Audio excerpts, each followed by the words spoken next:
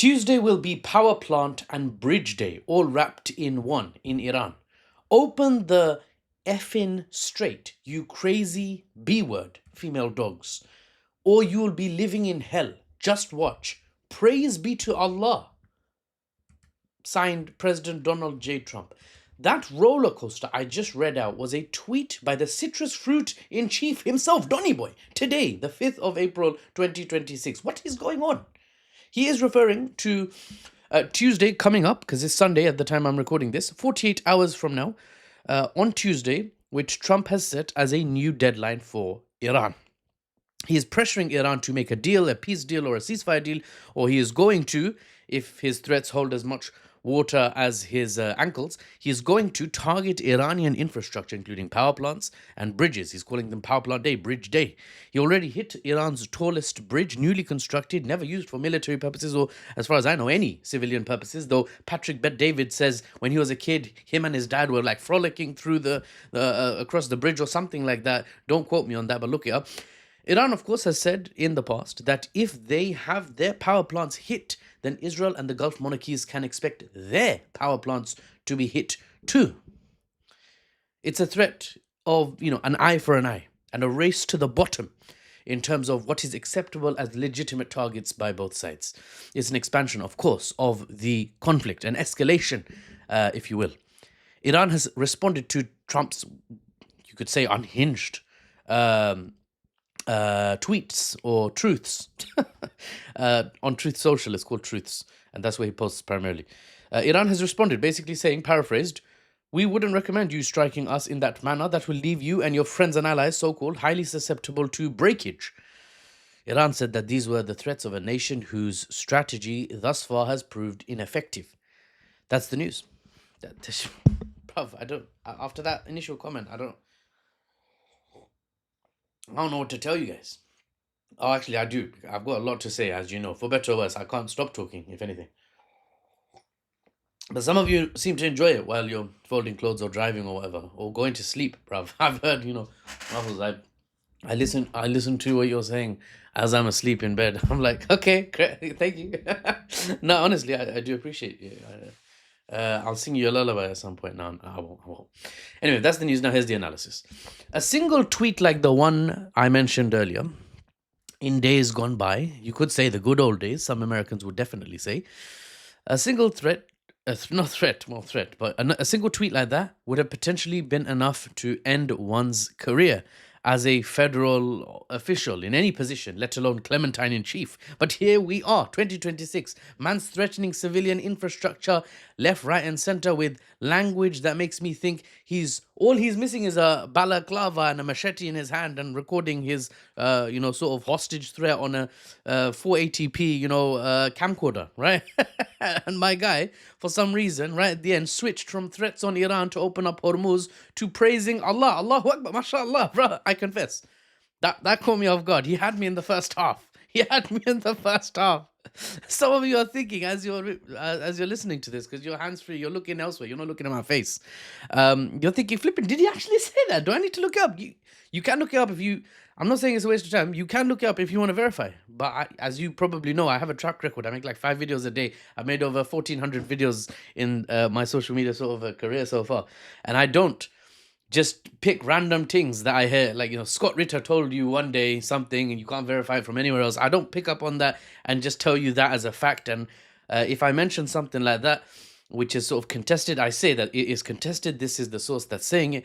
In this case, it's Trump posting it. He's unless someone else more unhinged has taken over his account, which I don't think is the case. But yeah, so you can actually go check. This is what he's saying. Man saying Alhamdulillah. Alhamdulillah is what we say in Arabic for saying all praise is due to Allah. But English will do just fine, Donny boy, no problem. Now repeat after me. Ashhadu. Anyway, I agree with Trump is what I'm trying to say. Yeah, you caught me. I'm biased. I agree with Trump. As a practicing Muslim, I too say praise is due to Allah.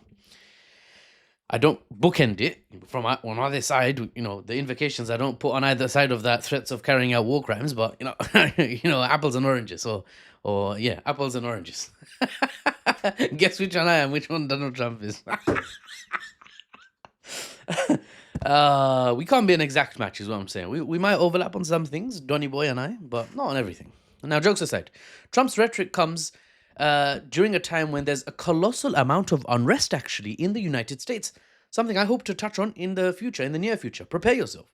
Because while China, zooming out to the geopolitics of it, while China, the great power, one of the two great powers on earth, continue their stable, long march onwards, they have a strategic reserve of oil of over 1 billion barrels just for their one country.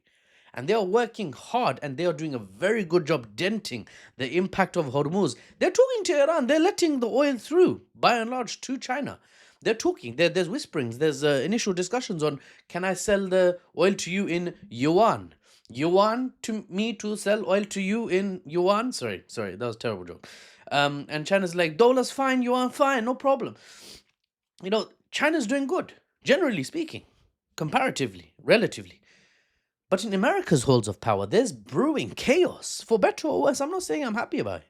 I'm just reporting to you what it is. Pete Hegseth, the Secretary of Defense, but he likes to call himself Secretary of War, flipping war. They haven't actually officially renamed it, by the way. Unless Congress approves that, it's not renamed. They can call it war, they can write war everywhere, but it's still the Secretary of Defense. Anyway, he has made some very sensational decisions that we'll soon talk about the militaries hiring, firing in a very interesting way. Now, MAGA, and of course, there's an Iranian diss track. There's like an insult track on Hegseth. I can't even show it. It's astaghfirullah. There's a lot going on in that diss track. I have watched it, but anyway, MAGA and the Republicans as a whole are torn. Internal conflict, right? Torn amongst themselves on whether this conflict can be supported anymore, whether Trump can be supported anymore. That is a very significant, jarring, destabilizing factor within America's now party that is in power. Great power USA, with a political internal upheaval that it's going through right now. It's unprecedented. Many Trump supporters are feeling like they've been betrayed. They feel like, I said an end to wars. I said an end to nation building over there. What's my guy doing over here, right? They're peeling themselves off of the Trump onion, like, layers off an onion, leaving behind only the core, the most blind, loyal followers, the Orange Revolutionary Guard Corps, if you will, the ORGC.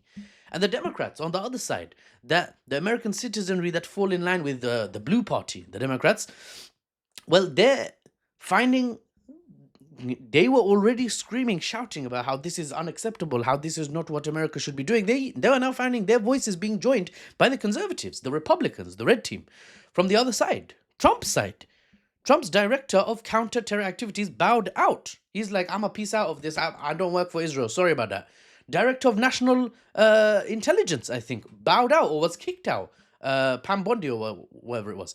Heavyweights in the media space like Candace Owens, like Tucker Carlson, are finding new, growing support for the ideas that they share online to their huge fan bases, 5, 6, 7 million. And that's just their direct accounts. Then there's the reshares and the retweets and the clipping and the cropping and everyone's sharing, all the aunties on the WhatsApp group and Facebook. People still use Facebook in some generations, in some parts of the world. It's crazy. The ideas being, from Candace Owen, Tucker Carlson types, the idea they are, because they're conservative, they're Republicans, they're like Christians. So you'd think they would support Trump. No, they're saying, bruv, I'm America first. And America first for me means America first, not America first after Israel. It's not Israel first, then America first. That's America second. That's what they're saying. That same Israel that, according to The Economist last week, I've got the receipt here. They spent $150,000 on direct political candidate funding in America, AIPAC I'm talking about, right? To make sure pro-Israel candidates get into the positions of power. How's that for foreign intervention, bruv? Right? They spent $150,000 over the previous years, 2012 to 2020. But just these last 3 years, last 2022 to 2024, so a couple of years, right? They spent 65 million. The receipts, page 33 of The Economist from last week's edition. Look at that picture. Look at that. 65 million compared to 150k. AIPAC's basically going on a mad one. They pulled out, Shlomo, bring the kitchen sink. We need to we need to pay everyone all we can. This is our last push. And they push they did. America's been dragged into the war.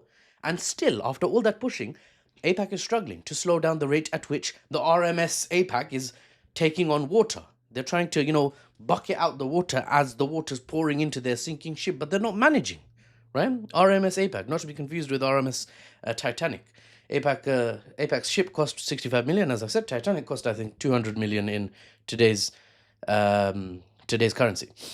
Whichever way you look at it, for better or worse, war support in America is deteriorating fast, if not collapsing.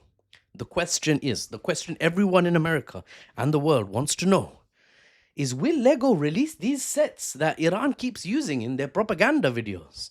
Not that I would buy them, but just for analytical purposes. I might have to see, I might just have to, check, how well they're selling, what the product looks like. Does it look like a knockoff? Does it look like the official pieces? I might need to investigate unbiased, analytically, just to be analytically unbiased. But seriously, where would you buy these even? Fun fact, jokes aside, that was obviously just a joke. Fun fact, you know how when America does some of their propaganda videos, where they sort of show clips of Pokemon or some other TV show that's much loved, some of the creators of the music or the content used, they actually message in say, can you stop using my content? I'm not for that life. I actually don't agree with your politics and your decisions here. I definitely don't want to be a part of that. So legally, I'm requesting you remove. I don't know if that gets anywhere, but at least the creators of the content sort of make their position clear. But fun fact, Lego hasn't said, as far as I know, the company Lego hasn't said anything about the Iranian videos. They're like, they're using no, that's AI generated, man. That's nothing to do with us. There's no Lego logo in there. They're just using Lego looking, little brick things. That's not my business. I'm out here. I'm gonna be out here planting tulips and enjoying the scenery with the windmills. I don't know what is Danish. What's Denmark? Am I talking about Netherlands? I don't know, guys. I'm gonna call it a day there for the unbiased news and analysis without the Western spin. I'm Afus Talukde, aka NewsBaba, and I'll see you on the next one.